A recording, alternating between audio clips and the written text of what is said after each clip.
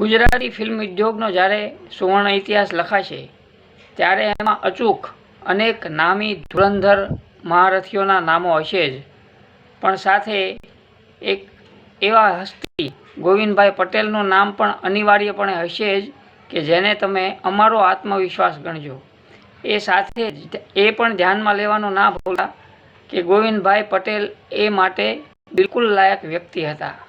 અત્યાર સુધી 20 કરતાં વધુ મનોરંજનલક્ષી સફળ ફિલ્મોની પરંપરા જીએન ફિલ્મ્સના યશસ્વી બેનરમાં તેમણે સર્જી છે. એમાંય દેશ રે જોયા દાદા પરદેશ જોયા જેવી મેગા હિટ ફિલ્મનું નામ મોખરે છે. સાથે જ આ ફિલ્મે કરોડોનો બિઝનેસ કરીને ગુજરાતી ફિલ્મોની ટિકિટ બારીની સફળતાને નવી વ્યાખ્યા આપી. એટલું જ નહીં, ગુજરાતી ફિલ્મો માટે આ ફિલ્મે દેશ વિદેશની માર્કેટ ખોલી આપી. આ જેવી તેવી સિદ્ધિ ન કહેવાય. આ અદ્ભુત સિદ્ધિ માટે જ ગોવિંદભાઈ પટેલને દાદા સાહેબ ફાળકે એકેડમી જેવા પ્રતિષ્ઠિત એવોર્ડથી એવરગ્રીન દેવાનંદના હસ્તે તેઓને એનાયત થયો હતો. આ એવોર્ડની ઘોષણા મિથુન ચક્રવર્તી દ્વારા થયેલી અને ગોવિંદભાઈનું ટ્રોફી, પ્રમાણપત્ર અને પુષ્પગુચ્છ સાથે સારું એવું બહુમાન પણ ત્યારે થયેલું, જે એક ગુજરાતી તરીકે આપણે અને આપણા દરેક ગુજરાતીઓએ આનંદ અને ગર્વની વાત આપણા માટે છે. તો નમસ્કાર મિત્રો, હું છું ગજ્જર નિલેશ અને આપ જોઈ રહ્યા છો અમારી યુટ્યુબ ચેનલ રિદ્ધિ સિને.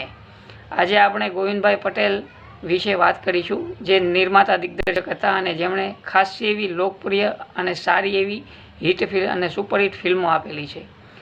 તો જો તમે અમારી ચેનલ પર પહેલીવાર વિડીયો જોઈ રહ્યા હો તો અત્યારે જ અમારી ચેનલને સબસ્ક્રાઈબ કરી દો અને બાજુમાં આપેલા બેલ આઇકનને પણ દબાવી દો, જેથી અમારા આવનારા નવા વિડીયોના નોટિફિકેશન આપને તુરંત મળે. સાથે જ અમારા ફેસબુક પેજ અને ઇન્સ્ટાગ્રામ આઈડીને લાઇક કરવાનું ભૂલતા નહીં.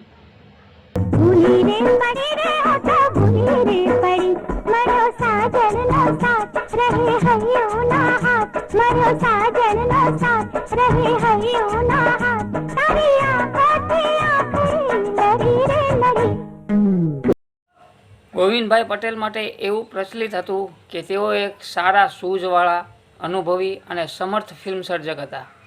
ફિલ્મ નિર્માણના એક એક પાસાનું તેમને નોલેજ હતું. તેઓ પછી તે ભલે પટકથા હોય, એની માવજત હોય, પાત્ર લેખન હોય, સંગીત હોય કે પછી કોઈ કલાકારના ડ્રેસ, મેકઅપ કે ગેટઅપ પણ કેમ ન હોય. ઘણા સર્જકો, દિગ્દર્શકો મોટી મોટી ઇન્સ્ટિટ્યૂટમાંથી દેશ વિદેશમાં ફરીને આ કસબ અહીં લાવી રહ્યા છે, પણ ગોવિંદભાઈ પટેલ એવી કોઈ ઇન્સ્ટિટ્યૂટમાં ગયા નહોતા. તેમનો આ હુનર, આ કસબ તેમણે જાત અનુભવથી જ આત્મસાત કરેલો હતો તેમ કહી શકાય. ગોવિંદભાઈ પટેલ વર્ષો પહેલાં રાવજીભાઈ પટેલની ફિલ્મ શેઠ સગાળશાના શૂટિંગ દરમિયાન પ્રોડક્શનના નાના મોટા કામો કરતા હતા, જેમાં તેઓ કલાકારોને ચા પાણી લાવી આપતા, ચા પાણીની વ્યવસ્થા કરતા. કોમેડિયન રમેશ મહેતાએ તો તેમને એક નાના સ્પોટ બોય સમજી લીધા હતા. તે પણ એક કિસ્સો જાણીતો છે. સુખી સમૃદ્ધ પરિવારના અને પોતાના અનાજના જામેલા વ્યાપક વ્યવસાય છતાં ગોવિંદભાઈ પટેલ નાનું મોટું સ્પોટ બોયનું કે પ્રોડક્શનનું કામ ઇરાદાપૂર્વક કરતા હતા, કારણ કે તેઓ આ રૂપિયા રોજના કામ રૂપિયા માટે નહીં પણ નિર્માણનો એક અભ્યાસ તેમને કરવો હતો, તે માટે તેઓ આ કામ કરતા હતા. ફિલ્મ નિર્માણની આંટીઘૂંટી શીખવાનો તેમને શોખ હતો. કોઈ પણ જાતની નાનપ અનુભવ્યા વગર ગોવિંદભાઈ પટેલ આ કામ કરતા હતા અને તેઓ ઢોલા મારું ફિલ્મથી ત્યારબાદ સ્વતંત્ર નિર્માતા બન્યા.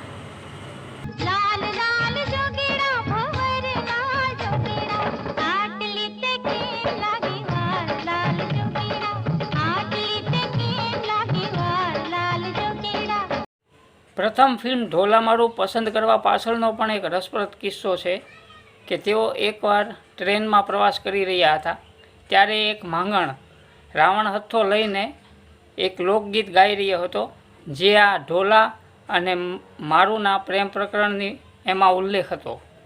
તો ગોવિંદભાઈને એમાં રસ પડ્યો અને પેલા માંગણને પાસે બોલાવી અને બેસાડી અને એના વિશે વધારે થોડીક માહિતી એમણે મેળવી. ગોવિંદભાઈને લાગ્યું કે આ એક સરસ પ્રેમ કથા છે, એટલે તેમણે ત્યારબાદ એના પર સંશોધન કરી અને ઘણી બધી માહિતી એકઠી કરી અને એક પટકથા લખી અને મેહુલ કુમારના નિર્દેશનમાં તેમણે ઢોલામારું ફિલ્મની શરૂઆત કરી, જેમાં તે સમયે ગોવિંદભાઈ પટેલે નરેશ કનોડિયા અને સ્નેહલતા જે ત્યારે ખૂબ જ લોકપ્રિય હતા, આ જોડીને તેમણે આ ફિલ્મમાં ચમકાવી.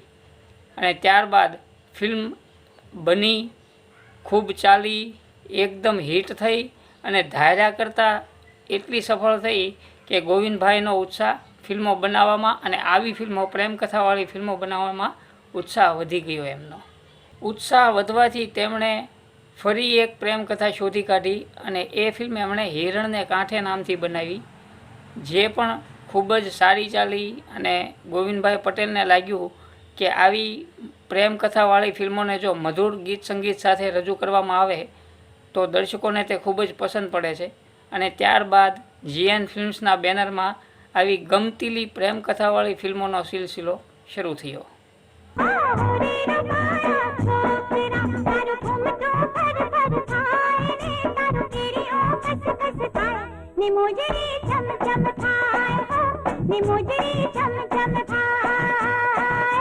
તેમની ફિલ્મોમાં ઢોલામારું, મોતી વેરાણા ચોકમાં, રાજ રાજવણ, લાડી લાખની સાહેબો સવા લાખનો, લાજુ લાખણ, જોડે રહેજો રાજ, ટહુકે સાજણ સાંભળે, રઢિયાળી રાત, ઊંચી મેડીના ઊંચા મોલ, દેશરે જોયા દાદા પરદેશ જોયા, ગામમાં પિયરિયું ને ગામમાં સાસરિયું, તારો મલક મારે જોવો છે, મૈયરનો માંડવો ને પ્રીતનું પાનેતર, અમદાવાદ પાલનપુર વાયા કડી કલોલ, ઢોલી તારો ઢોલ વાગે વગેરે તેમની લોકપ્રિય ફિલ્મો છે. આમ જોત જોતામાં તેમની 20 ફિલ્મો આવી ગઈ અને જેમાંથી 10 ફિલ્મો ખૂબ સફળ પણ રહી અને ત્યારબાદ તેમની દરેક ફિલ્મો સાથે નવી વાત, નવા મુદ્દા સંકળાયેલા રહ્યા. દાખલા તરીકે તેમની પ્રથમ 2 ફિલ્મ ઢોલામારું અને હિરણને કાંઠેના દિગ્દર્શક મેહુલ કુમાર હતા. તો આ બંને ફિલ્મો હિટ થવાથી મેહુલ કુમારનું નામ પણ ખૂબ જ મોટું થયું. ત્યારબાદ લોકોએ મેહુલ કુમારને પોતાનું અલગ પ્રોડક્શન સ્થાપવા માટે અને અલગથી ગોવિંદભાઈને છોડી અને અલગથી ફિલ્મો બનાવવા માટે પ્રેર્યા. ત્યારબાદ ગોવિંદભાઈની ત્રીજી ફિલ્મ પણ મેહુલ કુમાર કરી રહ્યા હતા એઝ એ ડિરેક્ટર તરીકે, સાજણ તારા સંભાળના. પણ રેકોર્ડિંગ થયા બાદ છેલ્લી ઘડીએ મેહુલ કુમારે આ ફિલ્મ છોડી દીધેલી. તે સમયે ગોવિંદભાઈ પટેલે, જેઓ પારખું દ્રષ્ટિવાળા હતા, એટલે તેમણે પોતાના જ મદદનીશ અબ્બાસ મસ્તાનને આ ફિલ્મ ત્રીજી ફિલ્મ સાજણ તારા સંભાળનાનું દિગ્દર્શન સોંપી દીધું. ત્યારબાદ અબ્બાસ મસ્તાને ગોવિંદભાઈ પટેલની જ મોતી વેરાણા ચોકમાં ફિલ્મનું પણ દિગ્દર્શન કર્યું અને ત્યારબાદ અબ્બાસ મસ્તાન હિન્દી ફિલ્મો તરફ વળી ગયા.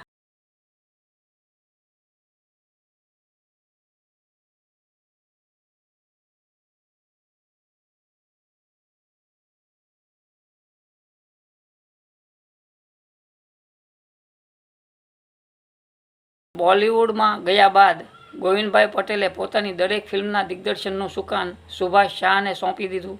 સુભાષ શાહે ગોવિંદભાઈ પટેલની લગભગ અડધો ડઝન જેટલી ફિલ્મોનું દિગ્દર્શન કર્યું. ફિલ્મો પણ ખૂબ ચાલી અને સુભાષ શાહનું નામ પણ વજનવાળું બની ગયું.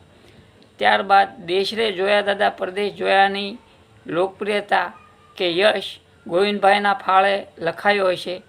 તો આ ફિલ્મથી ગોવિંદભાઈ પટેલ એઝ એ દિગ્દર્શક તરીકે આ ફિલ્મમાં આવ્યા અને ત્યારબાદ ગોવિંદભાઈ પટેલ ખૂબ જ પોપ્યુલર થયા કે તેમના નામે ફિલ્મો ચાલી અને દેશરે જોયા દાદા પરદેશ જોયાની સફળતાનો યશ ગોવિંદભાઈ લઈ ગયા. તો મિત્રો, આ રહ્યો અડધો ભાગ જે ગોવિંદભાઈ પટેલ પર છે. વિડીયો વધારે લાંબો થઈ જાય એના માટે હું અડધો ભાગ અહીં પૂરો કરું છું. આના પછીનો બીજો ભાગ આપણે નેક્સ્ટ વિડીયોમાં ગોવિંદભાઈ પટેલ વિશે જોઈશું. ત્યાં સુધી આપ રાહ જુઓ અને આ વિડીયો તમને કેવો લાગ્યો તે અમને કોમેન્ટ કરીને જણાવશો. તે સાથે જ જો આપ અમારી ચેનલ પર પહેલીવાર વિડીયો જોઈ રહ્યા હો તો અત્યારે જ અમારી ચેનલને સબસ્ક્રાઈબ કરી દો અને બાજુમાં આપેલા બેલ આઇકનને પણ દબાવી દો, જેથી અમારા આવનારા નવા વિડીયોના નોટિફિકેશન આપને તુરંત મળે. સાથે જ અમારા ફેસબુક પેજ અને ઇન્સ્ટાગ્રામ આઈડીને લાઇક કરવાનું ભૂલતા નહીં. Thank you.